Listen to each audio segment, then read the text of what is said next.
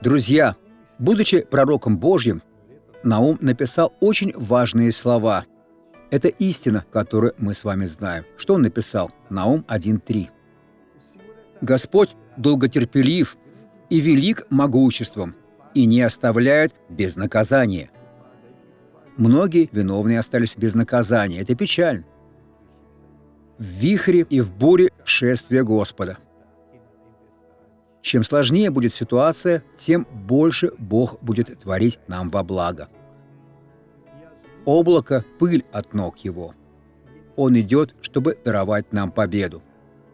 Вы будете щедро благословлены, если будете следовать Слову Божьему и облечетесь властью, которая нам уготована. Тогда вы будете человеком, на которого Богу будет приятно смотреть и благословлять. Теперь давайте помолимся. Отец, мы молимся, поскольку положение серьезное.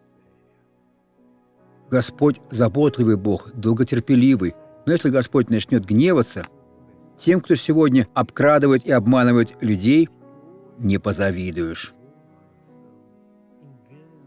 Мой Бог, восстань! Твори сейчас в жизни этого человека. Я говорю всему злу, что есть в вашей жизни, уйди. Верьте со мной. Во имя Иисуса. Победа за вами.